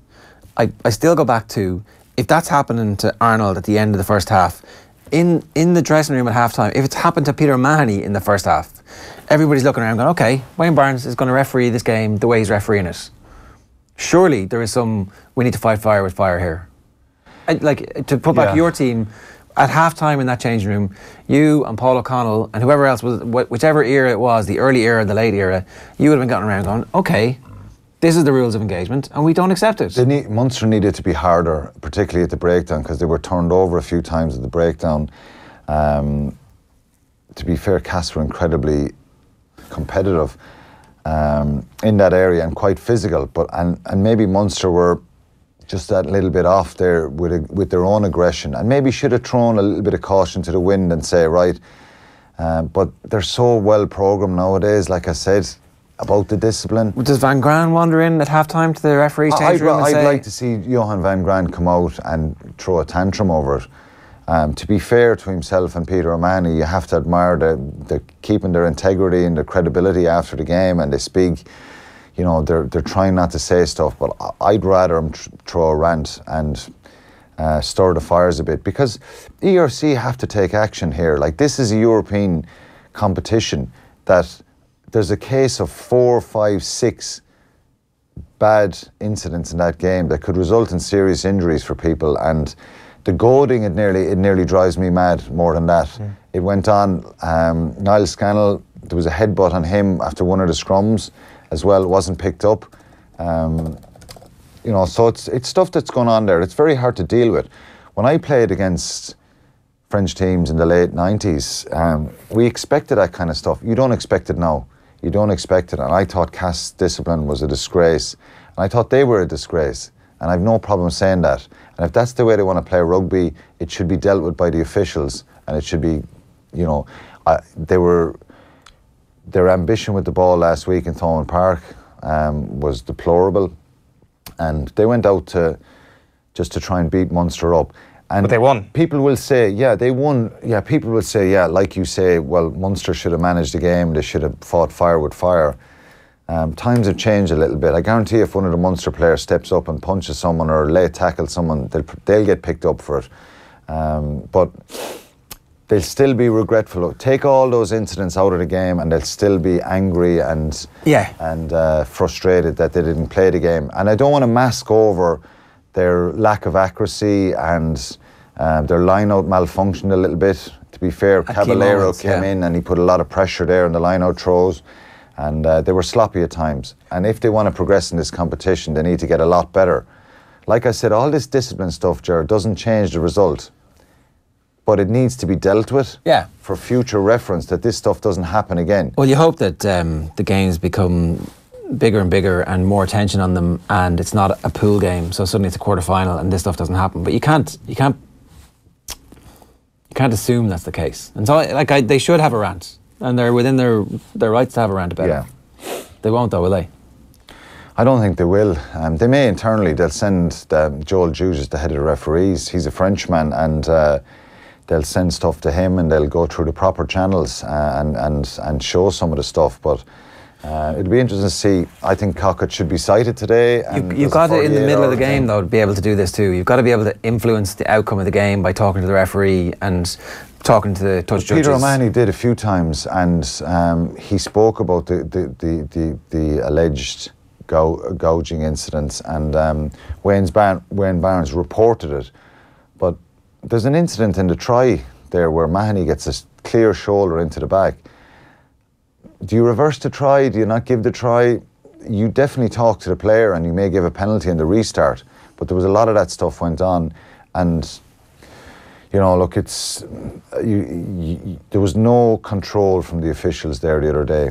And I think Wayne Barnes should be, I guarantee you, when that game is reviewed, he won't get a good report from that game. Yeah. What about the try? Should it have been given? I don't think it was a try. I think there was hands under the ball. Rowan Kitt was the TMO. He was the one said that the point of the ball touches the line. I think the ball was off the line. There was two hands under the ball. It wasn't a try. Geez, it sounds like real sour grapes for me here. It's not like Munster to be able to use this to their advantage in the long run. To have a cause. I mean, they need to be better, Ger. Let's have a reality here. There's a spark missing there. There's something not right.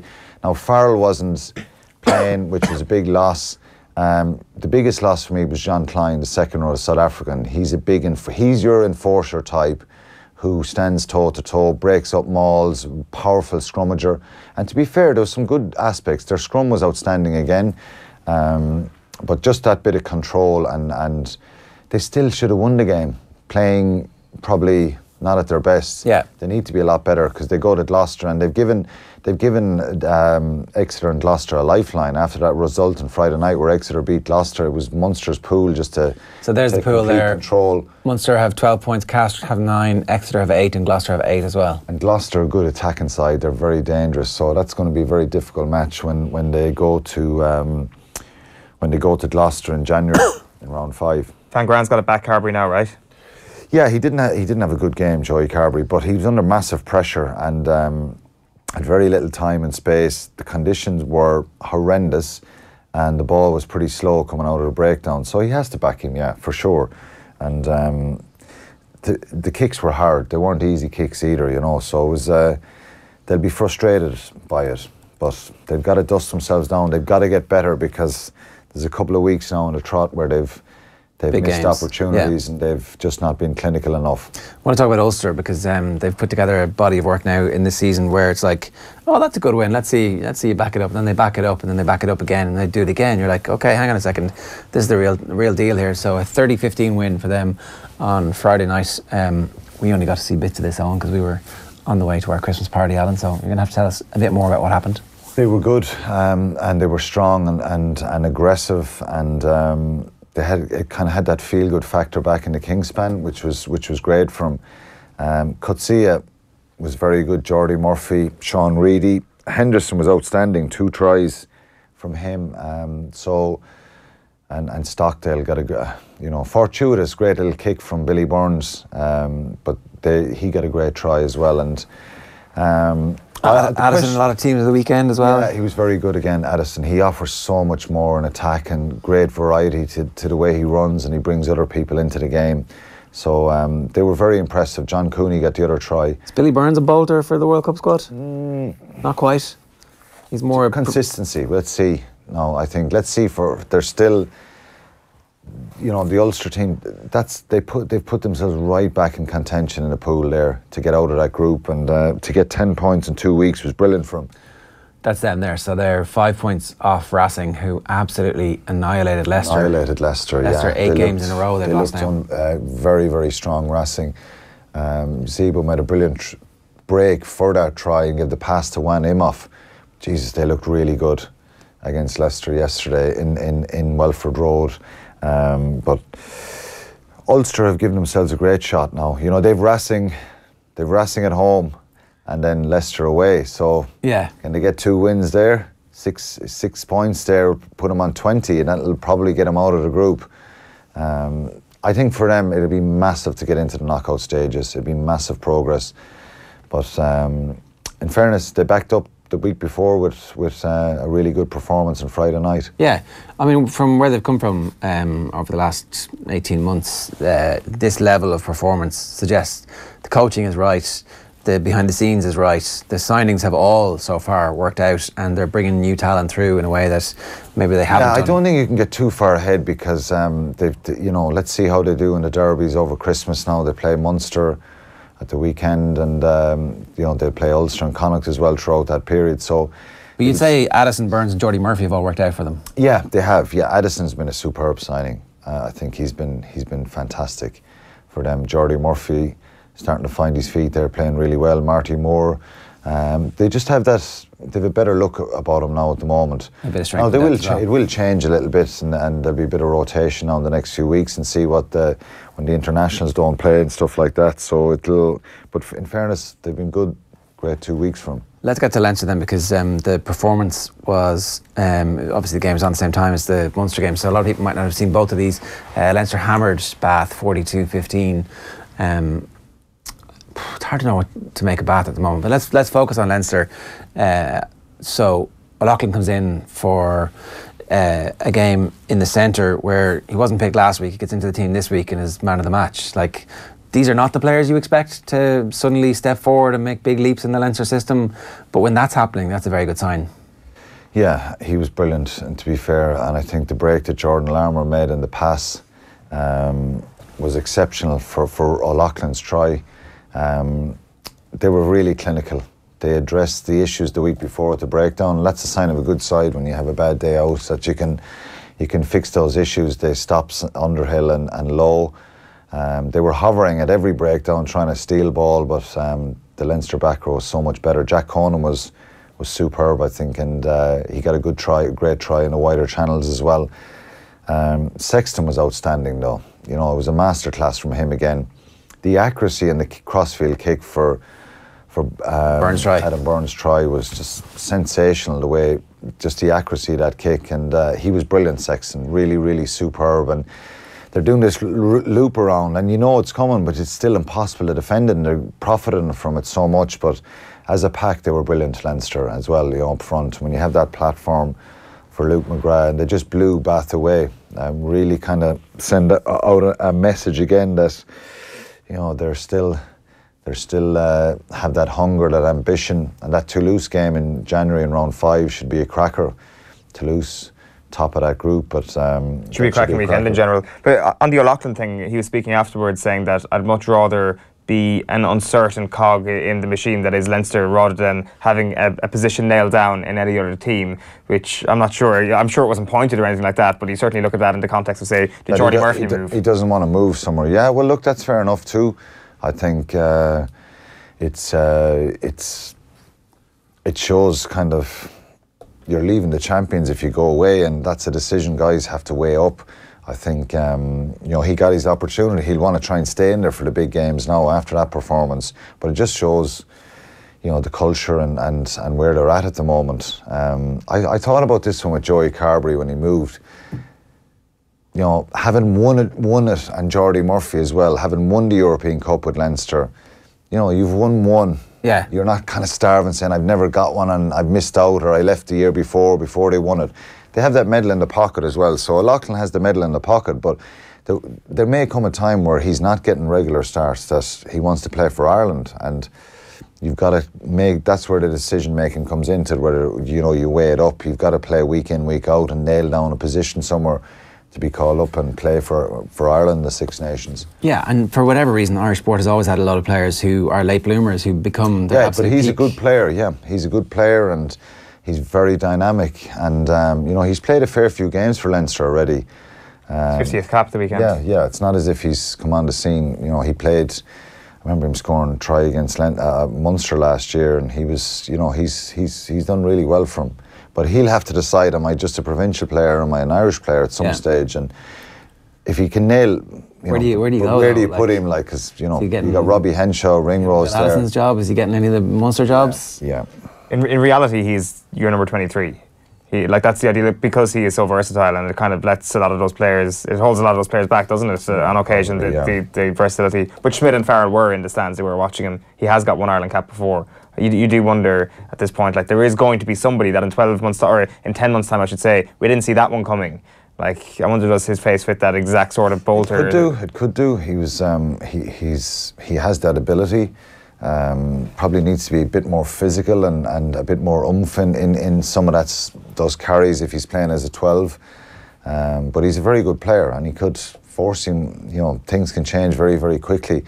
The guys above him, they now have reputations for delivering, and that's the issue sometimes for guys behind, when you're not just taking on the quality of the player, but you're taking on a body of work that they've already delivered at the top level, which is challenging for players trying to come through underneath. Who is ahead at the moment, Larmour and Conway? Did Conway make up a bit of ground at the weekend? If he'd scored that try, is it like, ooh, look at that? But I think he was brilliant again, Andrew Conway, but I think if Larmour improves on the fundamentals, the basics of playing as if you're talking about him as a full back, the high ball and the fielding of the quality of Rob Kearney. But he's overall, I think he hit the line the other day at one stage for Leinster, and for that Rory O'Loughlin try, and it was just sensational from Larmour. He's just such a great eye for a gap, and that's just what he wants to do. He had a leg breaker, an ankle breaker at one stage as well, where it was like running straight, and then hang on, he's gone that way. Whoa, he's gone the other way. Yeah, he's incredible at that, and but Conway, he's played well too. So they're. It depends. Horses for courses type scenario. With Conway, he's probably better under the high ball and can probably has that little bit more experience. But Larmour on the bench then is your utility. You can jump into the centre wing, full back. And chase a game if you need to. Yeah, exactly. Which, who knows, their World Cup quarter-final we might need to be. We should talk a little bit about Connacht and how it's a real pity that they haven't been in the Champions Cup this year, because you kind of feel like they've made enough progress to be able to compete in any of those Champions Cup groups. Yeah, I think, look, you've got to deliver in the Pro 14 and get in there on merit. And in fairness, if they'd done that, then they wouldn't have the current coach, and they probably wouldn't be as good as they are. They're coming off all that uncertainty and that negativity last year. Andy Friend, and I've said this a few times, he seems like a real kind of outgoing, positive, happy guy. I'm sure he's tough behind the scenes if players are not stepping up, but when you see a coach sending out a tweet congratulating his players and thanking the Connacht fans for their support in France, I think that's brilliant to see as well. He's engaging with people, and he's showing a kind of a human side to him. Yeah. So he's done really well. Gets everybody on side really quickly. Yeah. So I think what they're building now will benefit them in the future, and hopefully they can get into the knockout stages and qualify for Europe on merit. It'd be fantastic for them, because they have a lot of good players who are capable of playing in Europe. Yeah. It is a big step up. It's the difference playing Perpignan 2 weeks in a trotcher than playing, Castres. Toulouse or somewhere like that. You know, it is different. But we saw before when they were in it, they're capable of getting some big results. That famous win they had in Toulouse, but they were out-muscled in round 2 in Sale, and that's where they've got to be at, you know, when they lost over in Sale. So there's a lot of positive things happening there, and credit to them. Again, getting, you know, a bonus point win in France. They were sloppy the week before on the sports ground, but to go there and get a result will do them the world of good. Yeah, all right. So the big takeaway from the weekend was that the refereeing needs to improve. Not the refereeing, I think the general officiating. General officiating of a group of people, because if you can't put all the blame on Wayne Barnes, I think he has a group. There's three other guys with him there, and they've got to intervene and manage the whole thing better, because he can't see everything that's going on. There was one thing I did want to bring up with you. Ellis Genge has done an interview with the Mail. Saw it, Jim. Yeah. He claims there is a painful prejudice at the heart of rugby. In rugby, your face fits if you went to private school. If you're working class, it's different now. He was involved with some underage teams, but never got picked, and feels, I would say, still uncomfortable about the fact that players from non-private school backgrounds are not getting a fair crack at the whip at underage level, and then it goes all the way up to senior level. He said he's got mates on building sites who are faster than, was it Johnny May? Johnny May, yeah. But they'll never get a chance because no one's scouting them. Whereas I presume Johnny May went to private school, I don't know, but the sense being that you can be an okay athlete, go to private school, get the best coaching in the world and become a rugby player. You can work in a building site and be a much better athlete, but never get picked up and never get found. And that until rugby bridges this class divide, it will always be a minority elite sport. Yeah, there's some. I was trying to process, and I read the piece that he did. He's quite open, isn't he? Yeah. Which is refreshing in fairness to see. There's definitely some truth in the fact that it is harder to come through from you know, rural areas, and if you're not going through the school system. I probably would have experienced that with some representative teams, particularly Ireland under 21s as it was at the time. I didn't play for the Ireland under 21s. I got onto a foundation squad by the skin of my teeth when I was 19, but I was the only one from the club system that got through to that. A lot of it was down to the quality and maybe from the training that they were doing and the facilities they would have had in the schools and the amount of time and effort they're putting in. They were better players and more skillful and stronger as well than some of the club guys I played. I captained the Irish under-18s. So I understand what he's saying. You captained the Irish under-18 club team. Club team, and we played the schools team in a friendly, and they beat us pretty well. So there was a divide and a gap in the quality. Yeah. But there's probably... Did you feel that was a lot of good players? That was an opportunity for your schools team or for your club team? A little bit, yeah. Or was it almost sure, look, we'll hammer them, we'll give them all their chance and go, should we... That box They didn't ticked. hammer us. We were kind of never going to win that game. I remember we might be beaten by 15 points or something like that. But it was harder for the club guys, certainly, to break into the representative teams after 18. Very, very difficult for any of us to get. Did you feel the system was rigged? No, I didn't feel it was rigged. I felt they had a better advantage because they were being seen more, watched more.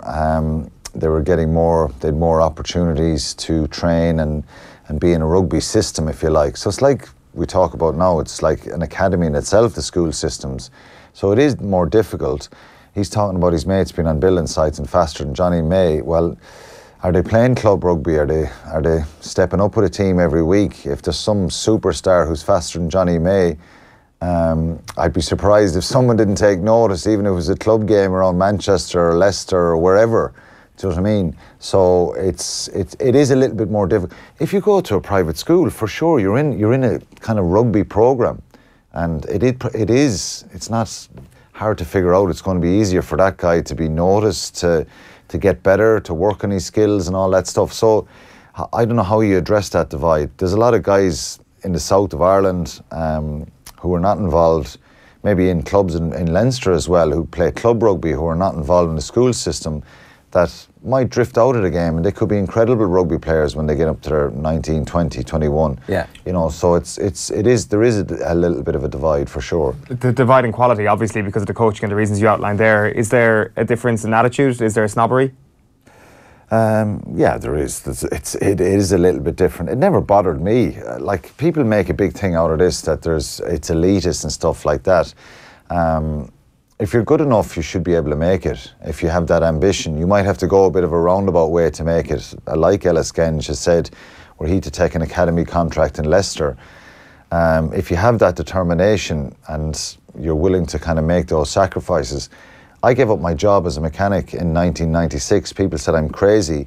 There was contracts coming out in Munster 6 months later. I trained on my own for 6 months.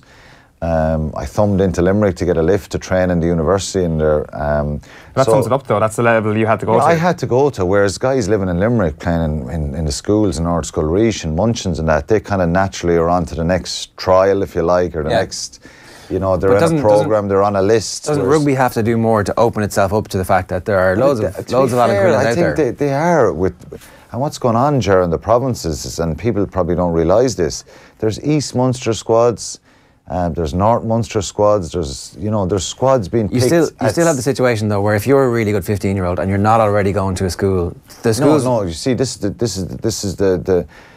is wrong, Ger, because there is squads in the clubs being picked, so there's but aren't you better still going to the school? Probably, yeah. So you probably are. And the schools will come to you if you're one of those good players. They will come and say. There's squads that they will pick from the club teams, and they will train them and they will play them in matches. So at least nowadays, in the last probably 10 years, there is kids from the clubs who are getting an opportunity to be in an East Munster squad, and they train and they have good quality people coming in. And they're scouted to join a school team? No, not necessarily. From Munster Rugby, it's coming from Munster Rugby, where they want these guys put into some sort of a programme. They want to give them the information about what weights they should do, nutrition, all that stuff, to try and get some consistency from the club as well, and to try and benefit more from the club scene. Well, Munster have a chance to actually to push it back to the clubs, because their school system, their school cup is far smaller, far less important to the overall Munster rugby brand than the Leinster school system is, where the Leinster school system is like a bunch of academy level in terms of facilities, coaching, resources, like as good as any professional academy could ever be, and the contact hours. But Munster do have a chance where the schools competition is absolutely historic and important, but not going to be enough to sustain the entire province into the future. Yeah, and look, from the RFU's point of view as well, not just Munster, I think that's what they're trying to do, is to try and improve the club game and try and identify more guys by having these elite player squads. And they meet up regularly, and there's kind of periods over the summer where they're in fitness programs and weights programs, and they're trying to close that gap. So it is an opportunity, and it is something that's very, very important. When I started playing, those kind of squads or academies or facilities weren't there for us. For me as a 15, 16-year-old, I had to go into Limerick to go to a Munster trial to get picked by the Munster youths, Irish youths, and not everybody is a standout at that age. No. Some guys develop late in rugby, keeping them in the system is really important, and that's what the RFU are trying to do, and they generate their own players. I know there's a lot of talk at times about the non-Munster players in the senior team at the moment, but I think sustainability is important, and stay in the picture as regards competing for Pro 14 and Europe, and rather than losing and hoping that behind the scenes there is kind of systems in place that will hopefully develop more guys for the future. Yeah. You need everything to be working, otherwise if one part isn't working, then the whole thing falls apart. All right, good stuff. Thanks very much for joining us today, Alan. Apparently Roy Cockett's outside waiting for you. Another clip from the Sunday paper review here is Marie Crowe and Alan English join Joe in studio. Here they are talking about the former Man United player Memphis Depay and his amazing form since he left United. And he says himself, like, he needs to be happy, like he was trying too hard when he was at Manchester United. Yeah, that was very interesting. Yeah, that he was outside practicing his kicks with his left foot. Was it when Ryan Giggs, when Van Gaal was like, pulled him up, stop training so hard, stop you know, that's fine, you need to get your head right. But what I thought was really interesting was that, you know, it took him so long to be comfortable with his personality, and, you know, he's not just the kind of one-dimensional footballer. He likes writing songs. He likes elaborate clothes. He likes glamour music, and he posts sensitive, he's a Christian. and soulful messages. And he's no longer hiding. The individuality is the key of life. And just after I had read this, I was on my phone looking through Twitter, and Roy Keane popped up on Sky, and he was saying that footballers shouldn't be interested in anything else except for football. So he's obviously on Sky today. I think he must have been talking about the Man United players, and that should be their sole focus. Pogba, I would wager. Yeah, the underperforming Manchester United players. And then there was Gary Neville, and Gary Neville was saying that Jesse Lingard shouldn't have launched his clothesline on the week. His line of clothing, clothesline, on the week that different clothesline from our life. Yeah, that's what I was thinking. I better clarify what a clothesline is in a sports chat. His line of clothing on the week that Manchester United are playing Liverpool. So I think that there's probably that this kind of highlights that there's a generational thing now, that players are no longer, I think when Gary Neville and Roy Keane were playing, there probably was only black boots that you could get, whereas now you can get all different colours boots, and players are they're exposed to an awful lot more things in life than maybe Roy Keane and Gary Neville were, just in terms of like media and what we've access to and all the rest, and that players are no longer just like Roy Keane and Gary Neville, that there are players now like Memphis here who wants to be a little bit different. Yeah, like I do think it was Miguel Delaney who pointed out on Twitter that Roy Keane was a famous member of the Tuesday Club who would go out and get absolutely rat-arsed every Tuesday after matches. So, take the stuff that those former players who are 25 years removed from dressing rooms as a player with a tequila load of salt. I would also say the reason why you would take a tequila load of salt is because of their own careers post-playing as well. That the constant defence of the man, well, not a constant defence, but certainly the constant blaming of players from Gary Neville and Roy Keane. Does that stem from a little bit of distaste, a little bit of bitter taste from their own managerial careers? I think that they probably feel that managers get too much credit for stuff that players didn't get enough credit. There it is. And Keane was the same age as Pogba. He was regularly going out on the Tuesday Club and getting slaughtered on pints. Different time and culture, sure, but a lot less professional, and a few Insta posts, and probably cost them €1 too. It's a fair point. It's like there is just a basic thing of, like, say you're Jesse Lingard and you've been offered this incredibly lucrative deal.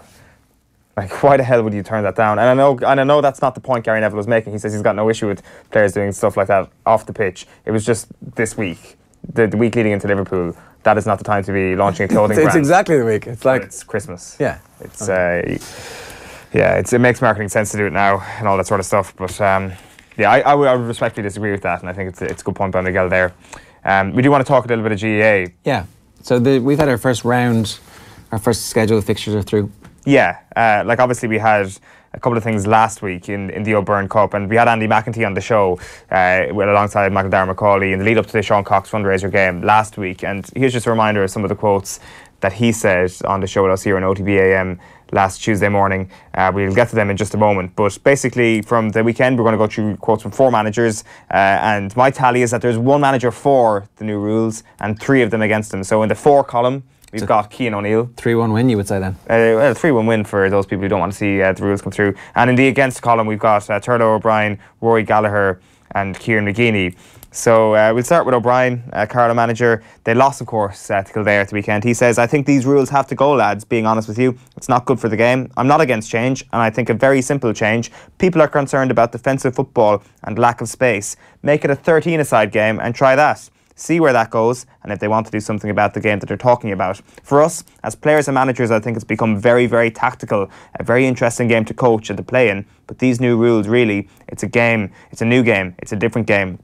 He talks then about players being indecisive, saying it's very frustrating. Teams get smarter and more tuned into it. They're going to keep possession, and you're going to see someone turn around in the middle of the field and kick the ball right back to the goalkeeper. I'm telling ye, before this competition is out, there'll be kick passing 45 to 50 yards back to the goalkeeper, and everyone will be giving out about it then. So interesting stuff there from Turlough O'Brien, saying that first of all, the game should be removed, 2 players should be removed from each team. We should go 13 aside if we want to effect change. And second of all, if we do continue with this, we're going to see absolutely ludicrous back passing. 50 yards is what we're going to see. Isn't there a possibility that 13 aside turns the game into just a running game, like another closer to Aussie rules version. I mean, so we were talking with Andy McEntee and he was like, look, it's becoming Aussie rules. You get a 7-foot lad in midfield, a 7-foot lad in full forward, punt, score, punt, score, punt, score.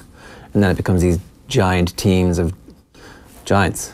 Is that better than what we currently have? Absolutely not. The game is actually really good when you get two teams who are of similar standard going at each other, like we had in some of the best All-Ireland football finals and semi-finals in living memory, not in recent memory, in living memory.